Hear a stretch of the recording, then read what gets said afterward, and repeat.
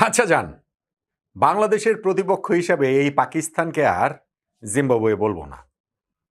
বরং মিরপুর টেস্টে ওদেরকে ১০৪ রানে হারানোর পর বৃষ্টি, আবহাওয়া, সময়, আম্পায়ার সব প্রতিকূলতা জয় করে এইরকম একটা স্মরণীয় জয় পাবার পর প্রতিপক্ষের একটা নতুন নামকরণ করে দেই, পাকিম্বুয়ে।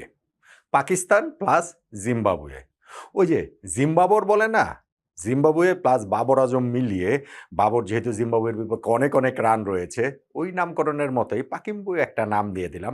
পাকিস্তানকে জিম্বাবুয়ে বলাতে যারা মনে কষ্ট পেয়েছেন, রাগ করেছেন, ভেবেছিলেন যে পাকিস্তান যদি বাংলাদেশকে এই টেস্ট ম্যাচে হারিয়ে দেয় তাহলে ধুয়ে দিবেন একেবারে, তাদের কথা ভেবেই একটা আড়াল নিলাম। পাকিস্তান আর আমাদের জন্য জিম্বাবুয়ে না, পাকিস্তান আমাদের জন্য পাকিম্বুয়ে। এই যে ধরেন আমি পাকিম্বুয়েটা বললাম, এই যে ধরেন একটা নতুন নামকরণ যে করলাম, এইটা হচ্ছে গিয়ে একটা ট্রোল করলাম ওদেরকে, রাইট? এটা হচ্ছে গিয়ে খেলাধুলাতে একটা ব্যান্টারের অংশ, ঠিক আছে? এইটা বাংলাদেশের সঙ্গে অন্য একটা দেশের কিন্তু বিষয়। হ্যাঁ, যারা হচ্ছে গিয়ে ওই যে বাংলাদেশ পাকিস্তান ম্যাচে পাকিস্তান জিতলে কি কি করবেন এরকম পরিকল্পনা করেছিলেন, এরকম নানান রাজনৈতিক হিসাব নিকাশ রয়েছে, মন মানসিকতার হিসাব রয়েছে, আমি ওই আলোচনার মধ্যে নাই বা গেলাম। কিন্তু বিষয়টা হচ্ছে কি যে বাংলাদেশের সঙ্গে অন্য আরেকটা দেশের বিষয় সেখানে, সেইটা নিয়ে এরকম নিরীহ নির্দোষ একটা ট্রোল তো করাই যেতে পারে। এমনিতেও আপনি যখন দেশের ক্রিকেটার নিয়ে, দেশ নিয়ে কথাবার্তা বলবেন, আলোচনা করবেন, সেইখানেও বিষয়টা যদি ওই নিরীহ নির্দোষ পর্যায়ে থাকে, ঠিক আছে। কিন্তু ভাই আপনি আমাকে বলেন তো দেখি, নাজমুল হোসেন শান্তর ক্ষেত্রে কি এটা নিরীহ নির্দোষ পর্যায়ে ছিল কিংবা আছে? এই লর্ড শান্ত নামকরণ নিয়ে সোশ্যাল মিডিয়াতে যা যা হয়েছে, সেইটাকে কি আপনি বলবেন যে না ঠিক আছে এরকম তো হতেই পারে? আমি শান্তকে নিয়ে একটা ভিডিও করেছিলাম। সেই ভিডিওতে অনেকে কমেন্টস করেছেন যে, "না ভাই, শান্তর খারাপ সময় তো আপনি অনেক কথা বলেছেন।" অবশ্যই বলেছি এবং অবশ্যই সামনে আবার বলব। কিন্তু সমালোচনা কোনটা এবং টার্গেট করে হেয় প্রতিপন্ন করা, ট্রল করে তাকে একেবারে ধুলার সাথে মিশিয়ে দেওয়ার বিষয় কোনটা, সেটা আমাদের বুঝতে হবে। নাজমুল হোসেন শান্ত ঠিক যেই পারফরম্যান্স করেছেন, ওই একই রকম পারফরম্যান্স, ধরেন বাজে পারফরম্যান্সই, করে তার টিমমেট আরো ১ জন, ২ জন, ৩ জন, ৪ জন মিডিয়ার কাছ থেকে, সোশ্যাল মিডিয়ার কাছ থেকে রেহাই পেয়ে গিয়েছে।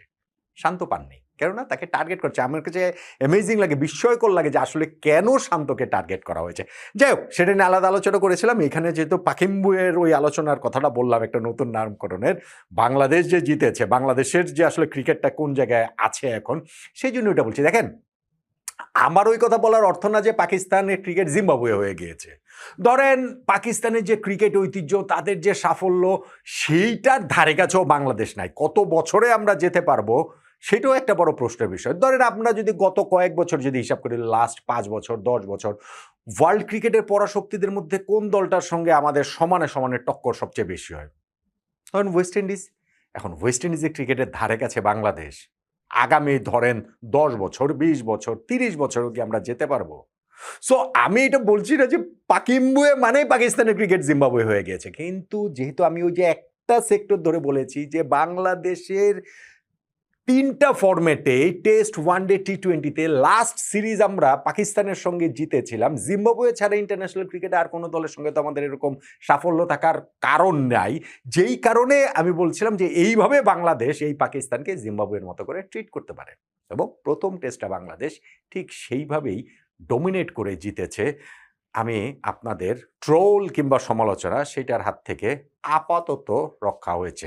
ভবিষ্যতে যদি নেক্সট টেস্টটাতেও আমি এখনই বলে দিচ্ছি, বৃষ্টি যদি বাগড়া না দেয় তাহলে বাংলাদেশ সিলেট টেস্টও জিতবে। এই বাংলাদেশ এই পাকিস্তানের তুলনায় এতটাই শক্তিশালী। এখন ১ম টেস্ট ম্যাচটা যে বাংলাদেশ জিতল সেটা আসলে সত্যিকার অর্থে একটা কম্বাইন্ড টিম এফোর্ট। আমি শান্তর কথা বলছিলাম, আরেকটা ভিডিওতে বিস্তারিত আলোচনা করেছি।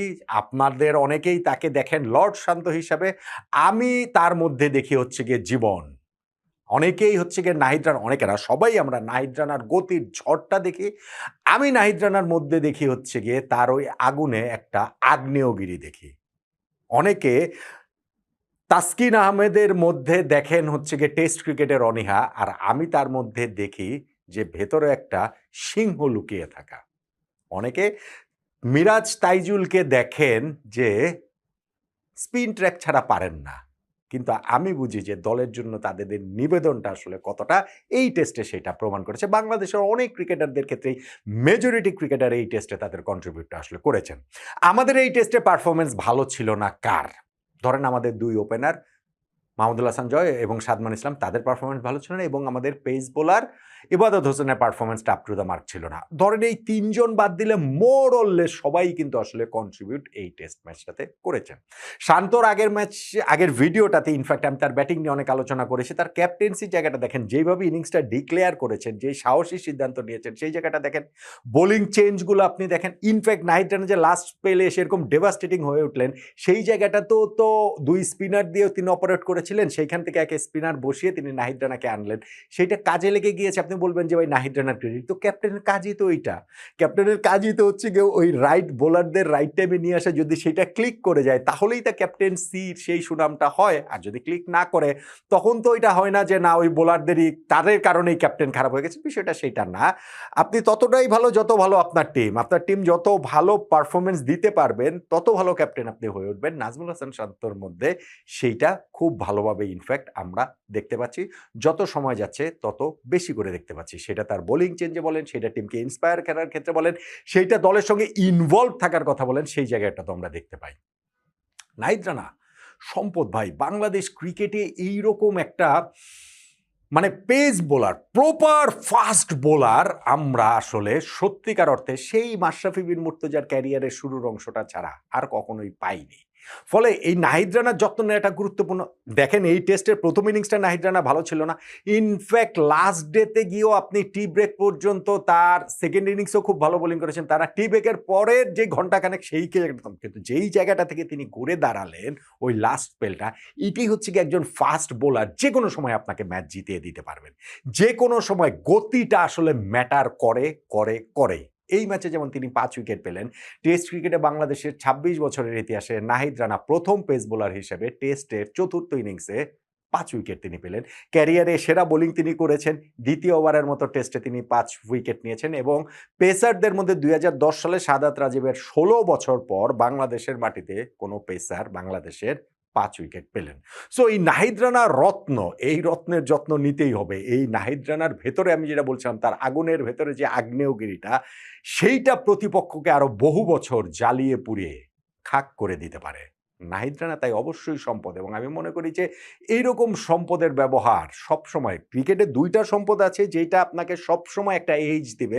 একটা হচ্ছে গিয়ে প্রপার ফাস্ট বোলার আর আরেকটা হচ্ছে গিয়ে লেগ স্পিনার। সে কারণে আমি মনে করি নাহিদ রানা টি-20 বোধহয় আমাদের একটা খেলেছেন।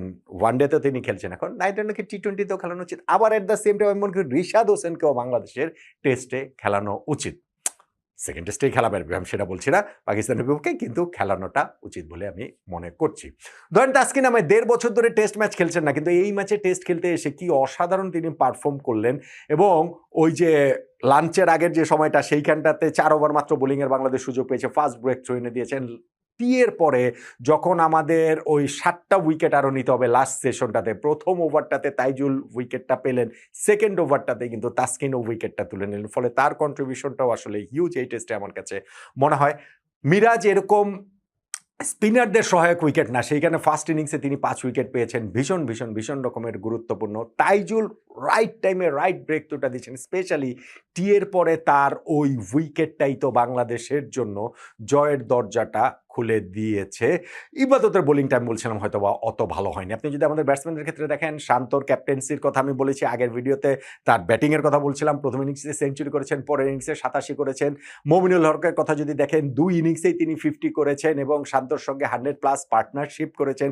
মুশফিকুর রহিমের ফার্স্ট ইনিংসের তার ওই 71 রানের ওই ব্যাটিংটাও আসলে ভীষণ রকমের গুরুত্বপূর্ণ ছিল।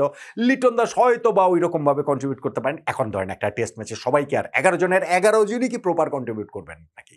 সেইটা না, কিন্তু বাংলাদেশের মেজরিটি এই টেস্ট ম্যাচটাতে কন্ট্রিবিউট করেছে, যেই কারণে বাংলাদেশ পাকিস্তানকে সত্যিকার অর্থেই জিম্বাবুয়ে বানিয়ে এই টেস্ট ম্যাচটা আমরা জিততে পেরেছি। ফলে ১-০তে যে আমরা এগিয়ে গেলাম সেটাতে আসলে অবাক হওয়ার কিছু নাই, এমন রেজাল্টই প্রত্যাশিত। আর সিলেটে যদি বৃষ্টি বাগড়া না দেয় তাহলে ওই টেস্ট ম্যাচটাও বাংলাদেশ পাকিম বুয়ের বিপক্ষে ফেভারিট বলেই আমার কাছে অন্ততপক্ষে মনে হয়।